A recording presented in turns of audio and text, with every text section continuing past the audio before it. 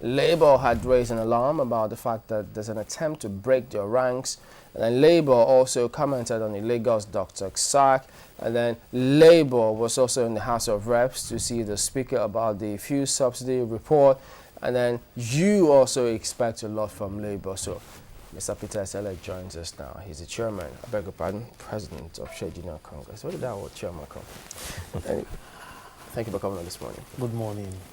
Well, first and foremost, let's start off with this the Lagos situation, because you've got people who ask themselves, where's Labour in all of this? I mean, they should have made a comment or two blatantly, such that it would be in people's faces. Let them know that Labour is aware of what's going on and this is our position. Have you done that in the past? I think we have. But probably one of the things that people also don't take into consideration is that we do a lot of things behind the scene. I'm talking to you now. I'll tell you, yesterday I was on the phone with the enemy president, and we rub minds and what is happening, how did we get to where we are, and what is the way out. So but those are not things that we will now come out and make everybody to be aware of. A lot of things that we do at the leadership, at the Labour Center level, is that we look at issues at this, and then we now look at, okay, how best do we navigate this? Because at the end of the day, the doctors are on strike, the patients are also suffering. Say when two elephant fights, it's the grass that suffer. So at the moment now, it's actually the people that are suffering from all of this. And he also gave me some hints about what they're doing from behind the scene. Ordinarily, the strike is, the labor movement or any association runs strict federal system, which is the Lagos State Council of Doctors reports to the center. The center has to find a way around it. And because of the relationship we also have, and he also filled me into some of the things that are happening, and I also have to answer some questions. I think TUC was very clear about this. We said both parties need to talk. You just don't have to, you don't just go ahead and sack everybody when you even know you don't have enough manpower to handle that. When we talk about even away from enough manpower,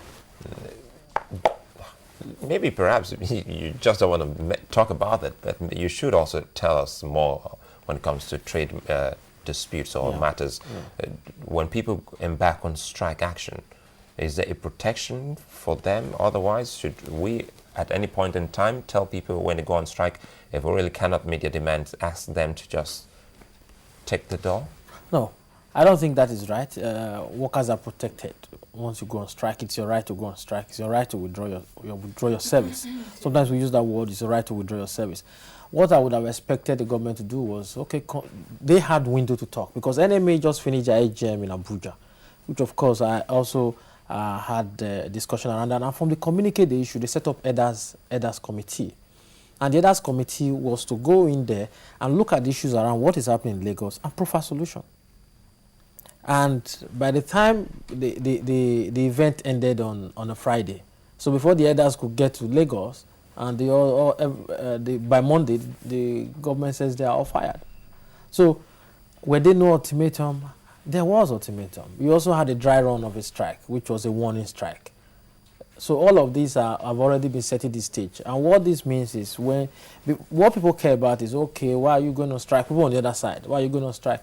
But I can assure you that before the issue of strike comes up, all avenues would have been exhausted behind the scene. Either somebody's not ready to listen, or either somebody's ready to call your bluff. And then people now said, okay, the last resort is let's go on strike. This time around, the state government is trying to clarify that it's not because they went on strike. That's not the reason why the doctors were fired. It's because of the nature of the strike, which they say is illegal. And we've asked again, and I think you'll be someone who can shed a little more light on when you say you've suspended strike action. What is the procedure for resuming a strike action? Did you just say, well, look, we're going on strike again, and you just take up yes, from there? Or you have to go through the process of calling another strike? If you suspend the strike, let's take, for example, before you go on strike, you have the National Executive Council, which has the power to say, okay, it's time for us to go on strike. And when the Executive Council meets, they call for a strike. And then when they now ask you to, once you suspend the strike, there's a difference between strike have been called off. which means once it's called off, for you to call for another strike, you have to go through that process. But if a strike is suspended, the power to now go back on the strike now reside with the president and the general secretaries, and those within the immediate. I'll give you an example of the TUC structure. If NEC says, okay, we have to go on strike, it's like the subsidy strike, and NEC says we have to go on strike, and then we proceed on strike. If the same NEC now come and say suspend the strike, I can't go and say I'm calling off this strike if it's NEC that is calling the strike. NEC now comes and say, okay, suspend this strike. If NEC now says suspend the strike, it means that if whatever we are asking for in the process of the negotiation have not been met, then you don't need to call us back than to revert. That's NEC? Yeah, yes. NEC will tell you, you don't need to call us back. Okay. Just go ahead and call for a strike. So the process, that process was followed. And so, of course, you expect government to tell you whatever action they are taking, it's illegal. Because government will also want to ensure that whatever they are doing is the right thing and make you believe that that is what they're doing and it's the right thing. So tell us, the strike that was called off, the January protest, was it called off or was it suspended? That one in January protest Yeah. was suspended. It was suspended. Yes. So if you want If we decide to, what we need to do is, first you have the National Executive Council, then you have the overall, which is National Delegate Conference. That is strictly responsible for constitutional matters. You only call that one once in 3 years, or when there are issues of constitution and you need to be amended, and then they will appear. Then that delegates authority to the National Executive Council. And then the National Executive Council also meets twice in a year, except in emergency cases when the president decides to call them. And then beyond that, the National Executive Council now gives power to National Administrative Council, which is involved with the day-to-day running of the union. And they meet 4 times in a year. And then you now have the Secretariat, which has the Secretary General. And the Secretariat is also where the President is. So the President, General Secretary, and the Secretariat staff, who are paid employee of the TUC, are involved in the day-to-day activity. Okay, just quickly before we go on to the next question, do you think that essential services, which the doctors provide, do you think that they should be allowed to go on strike? Do you think, because I know that even within the structure of the TUC, the most critical sort of people, when they said they were going to go on strike, the federal government knew that they had to do something fast. When the Pengerson threatened to go on strike, those offshore who were working on the fields threatened to shut down. We knew how critical that was going to be to the Nigerian economy. Don't you think that it's half that critical to, to the society in general when doctors say they're going to go on strike? And of course, yes, but of course, you now say federal government moved when federal government knew that sector was going to go on strike. You are not saying that federal government moved. Now, if the doctors are critical, yes, they are very critical. But what you also expect of government is that, did you make any promise to the doctors? What the doctors are saying that before the election, this is what the government says they were going to pay. Suddenly after the election, the government is saying, no, they're not going to pay. So what you also need to ask ourselves is that, if these services are so essential, why don't you also take care of those who are providing these services? So that you have what I call a quid pro quo. You're happy, they are happy, and everyone is happy. What does the National Industrial Court and Arbitration Panel, what role do they play in it? I think at the end of the day, slowly and gradually, we supported the National Industrial Court to come in because we felt you can spend your whole lifetime. I've had some people who lost their job in the oil and gas and went to court, the High Court, and it goes on forever. So we said, okay, we need a court that will be specialized court. But I'll tell you now, the way the National Industrial Court is going is losing the confidence of the workers. Because it's no longer, we don't even enjoy going there anymore. Why? Yeah, because, okay, let me give an example. We had this TUC and NSC in Edo called for a rally and endorsing the governor. And they said, okay, they need myself and Abdul Wahid Omar to be their guest. And you know what happened? Somebody in Edo went to court, went to Federal High Court to get an injunction restoration. The High Court says, no, they can't. And the person now went to Abuja or Enugu to go and get an injunction from National Industrial Court. For what? Was there a dispute? Ask me. There was no dispute, there was nothing. And then the following morning, we were now told that we've been served an injunction from doing what? That I can't also now freely say this is my choice. Or I can't go to Edo State. I'm invited by the TUC leadership in Edo State to come and witness. So you see, so gradually the Maybe confidence. because there was a rally. Even if By it, Labour. exactly, even if there was a rally and if we are going to have a dispute, you expect the state government to now tell us that probably we have a dispute. There's no dispute. There's no threat of peace. So suddenly we have an injunction before us, and somebody is saying that we can't rally. There are several cases now that we even in the last subsidy strike, the same thing. But how do we get out of this now? Because the intention of government is to ensure that people are just comfortable. Yeah. Doctors, on the other hand, don't also want to leave patients and let them suffer. Yeah.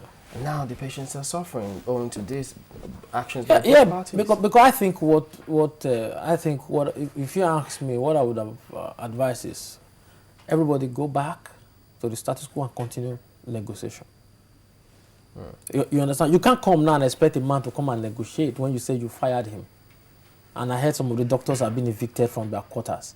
Yeah. So, of course, I understand that particular order has been reversed, unless, of course, it hasn't been. I think I will appreciate probably if China's television has a camera to actually witness. Medical Guild hasn't refuted it yet. Exactly. Well, by the way, our cameras were there and we saw doctors moving out of those places. Exactly. Whether they've been called to go back. But you've seen doctors story. move out, but you've not seen doctors moving. No. But again, how come, like what you just explained to us, how come employers of labor don't understand this whole legal aspect of it, that you cannot just fire someone, that this particular worker has some kind of right to withdraw service at one point or the other, and to key that into what Mark Ware asked, if you know that these are essential services, just the way the government at the center quickly did something to salvage the situation during the fuel subsidy protest. Why can't any other government, specifically Lagos State government, do the same if truly the health of its people is as important as it is? I think the biggest problem we have is that people don't take the pain to research. They don't take the pain to understand how things are done. You'll be shocked even when you go to ministries and government officials, you hear them talk about labor issues, you'll be shocked at the shallowness behind what they're saying, because they really don't understand how the system works. You have a constitution. You have a constitution. You can go to the constitution and see how it works. All over the world, workers go on strike. It's not only in Nigeria. But the fact now is that it's starting from Lagos. I can assure you that it's going to spread. You mean this? Yes. Why? How? Yeah, so a precedent has been set. It's going to spread in the Senate. The NMA will not allow this to go. I can assure you that. The NMA will not allow this to go. But Lagos said they will not be intimidated. Yeah, Lagos may not be intimidated, but the NMA too will also not allow it to go. Because if it's allowed to go, it's a very, very dangerous precedent. But what about the state? Because they will also feel that, look, we've got a responsibility to the people here. And so if you're asking us to provide certain amenities for the people, and then some group of people are saying, listen, we want a large chunk of this, how do they then provide amenities for all the others? I think you see, in leadership, I always say there's no zero-sum game. You know, what I expect the state to do is, first of all, what is playing out now is ego. You know, the government is not feeling, if we back down, then we've lost face. And then you also have the doctors also having, is this where you want to go? So now let's go the hog. So that's why you heard me talk about, okay, let's come together, resign the sack order, and then let's go to the status quo. Then we'll start talking. Behind the scene, I'll tell you, both labor centers are talking with the NMA at the center. Because we've also reviewed it and also look at it that this, if it's allowed to fly, it's also very, very dangerous. So once you have too much ego in the mix, that too becomes... Because Dr. Enabulele, his leadership came into all of this, and just during the week he released a statement saying that there was deadlock at that particular meeting. So what can TUC or Labour do in this case if the NMA at the center came all the way to Lagos to see if they can actually dialogue, and people are still dying and suffering on a daily basis, and they say, well, the meeting is deadlock? Can't Labour or TUC wade in to bring this to an end? Yes, we can. But what we are doing or what we are going to do, I will not want to talk about it at the moment, because if you want to be an arbitrator, you cannot be seen to be. You must be able to have the confidence of both sides to say, okay, fine, we want to talk to you, and then you can also be able to draw up a formula that you know that can bring it to an amicable resolution. But the way it is at the moment is what we keep saying is, pull down the ego. We also have these issues during the subsidy strike, where you have government fees that, oh, no, we are not going to move an inch. If we move an inch at all, we are rubbishing the office of the president. And we have to ask, the president of who? President of Nigeria. That's also my own president. So we all have this ego thing that is so engraved in all of us, in the way we run things down here. But this strike or this sack is unique, because if governments rescinds its decision, calls them back, how then do they establish the fact that an employer has a right to query or to sack an employee? There are laid down process and procedure. You have laid down process and procedure for you to now go ahead and fire. Now, if I want to go on strike, there are also processes that I need to take. I give an ultimatum. For how many weeks? So when you hear sometimes people say, oh, I remember when I was president as president, I say, no, you guys are always used to, you give ultimatum, you won't go on strike. But the reason why you are giving ultimatum is to draw attention to what you intend to achieve. If in the process of your ultimatum you've achieved your goal, why go on strike? So the guys only went on strike because they've not achieved the goal, and also because the government is not ready to listen. So, but I think in the interest of the people in Lagos, that they need to come to an amicable resolution. Okay, let's flip over to this other matter, because it was it yesterday or the day before where Comrade Owe Lakemfa had issued that statement saying government is planning to break the ranks of labor. Yeah, that was on Sunday. But today, in some quarters, even yesterday, government has denied that, saying there's no such thing. They're not aware.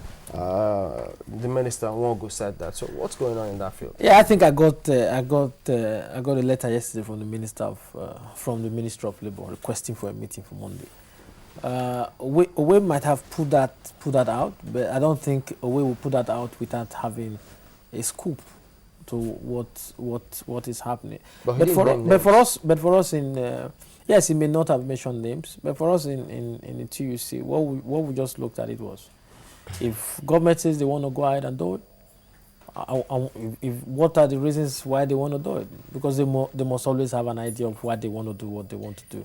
You know, maybe the idea is not too far-fetched. I was just about to ask you about, the power of the labor unions. We know in some countries the powers that the labor unions wield. I mean, when the labor unions cough, the government of the day catches cold. That's basically how it is.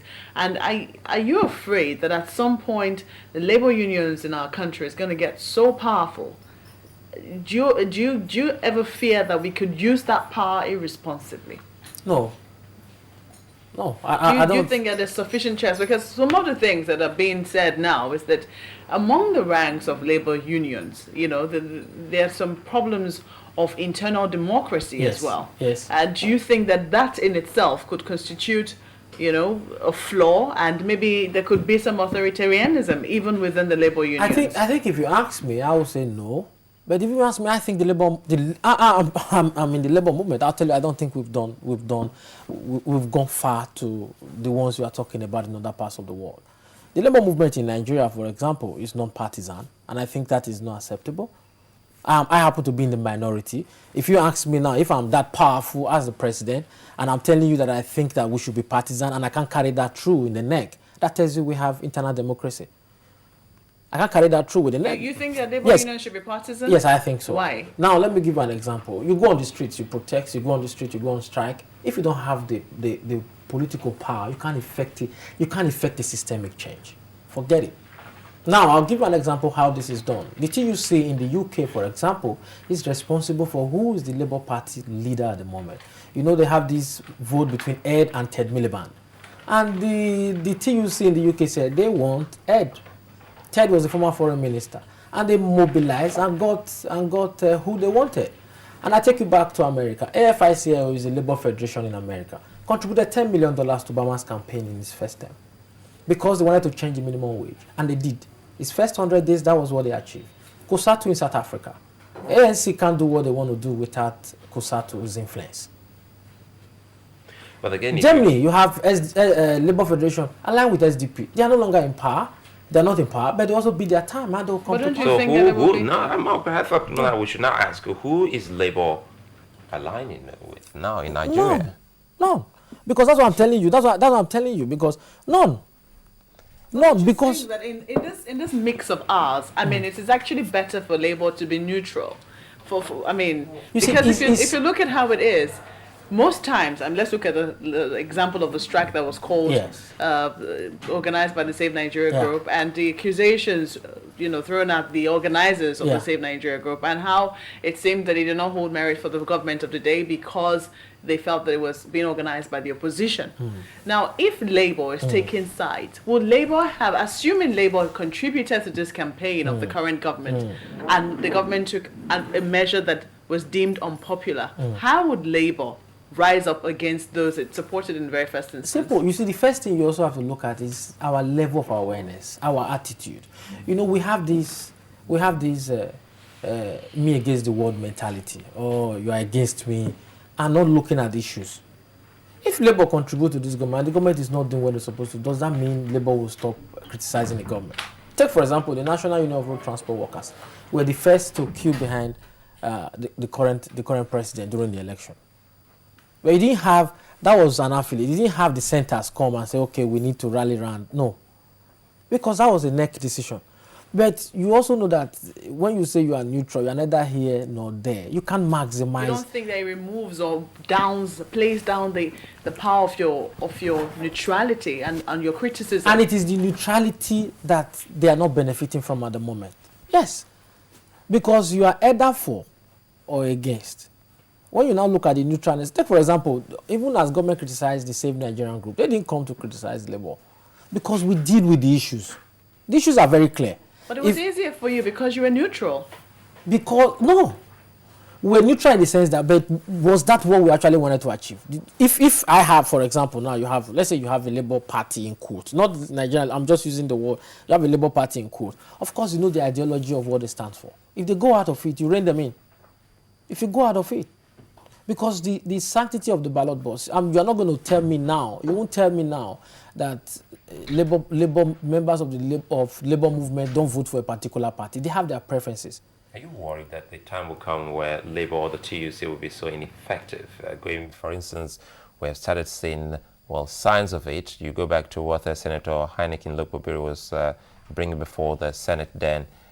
You want to call it a gag or whatever name you choose to call it, but they say it will resurface someday soon. You know, the beauty of what they do, what they don't know about the Labour movement is that the first thing you throw at us is that we first of all, okay, we look at it and we back at you, and then we go back and I'll say, okay, what is the opportunity that is inherent in this? There's a huge opportunity. I'm not going to talk about it here. Huge opportunity. If they decide to go ahead, there's a huge opportunity. Huge one that they will pay big time when another strike comes. So it's not a matter of whether we are afraid, no. By the time it comes, they will play into their hands. You know, also in the movement, you have leftists, you have rightists. Do you have researchers at all? Of course we do. If we don't, you should read. You also read our releases. We do. Including economic researchers? Of course. Because when government comes up with some of these economic figures, policies, we don't hear Labour as often as people think. I think contravene them figure for figure. I think, take for example, now we're looking at right now we're looking at the president inaugurated agricultural committee and what have you. Council. Right now we're looking at the president said they were going to stop importation of rice by 2015, and we're looking at all the various milestones. Is it feasible? Exactly. So we're looking at how feasible is that, and how many tons of rice do you need to produce to be able to achieve that. Who released that? You know, how many, you know, you have to be able to, I think each state should grow like about 10,000 football fields for us to be able to achieve that goal by 2015. And how many millions of jobs? I will tell you now, how many tractors do you have, mechanized tractors you have in Nigeria compared to the state of Punjab in India? And that I think Nigeria will have less than 50,000.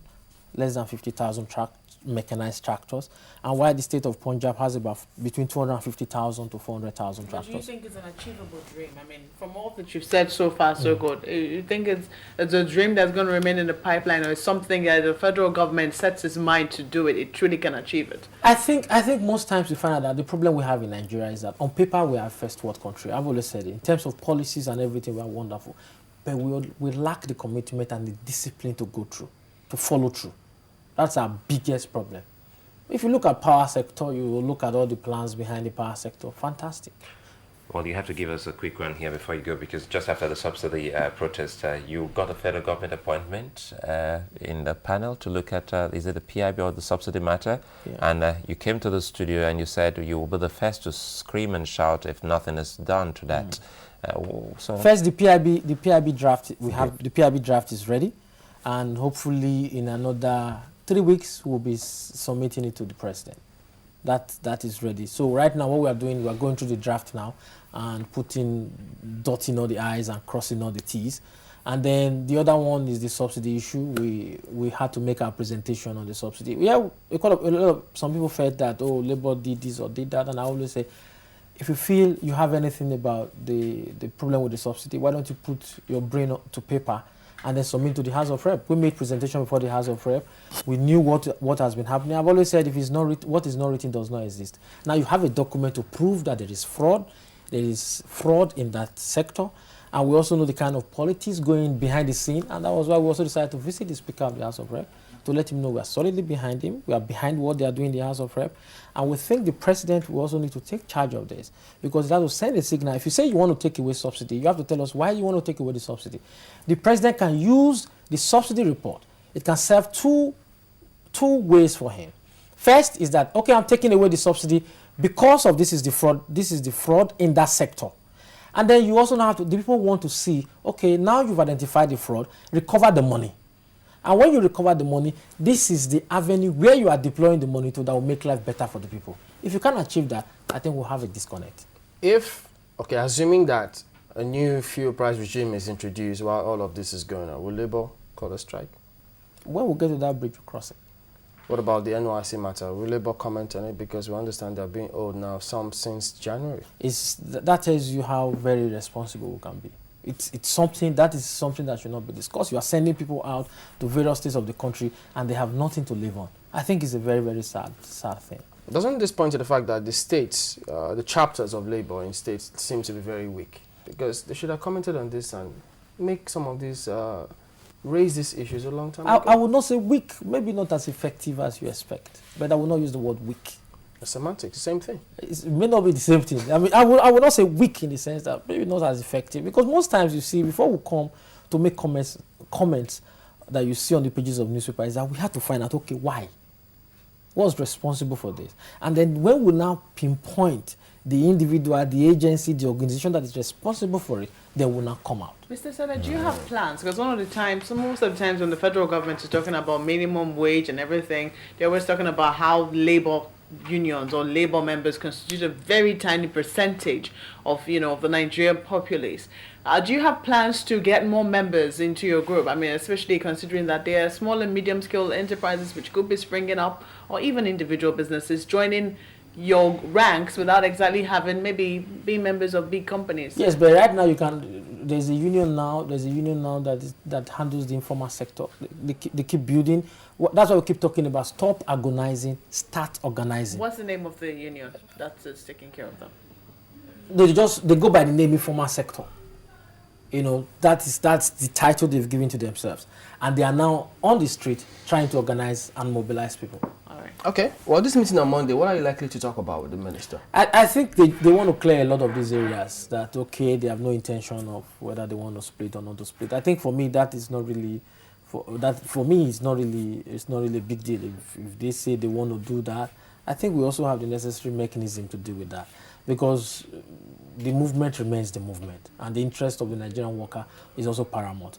Okay, just like Mogbe was saying, everybody is not a member of the union. He said we are very minute. But when we talk, whether those who are with us or those who are not part of us always want to be part of it, because they know whatever we are going after is also what they will benefit from.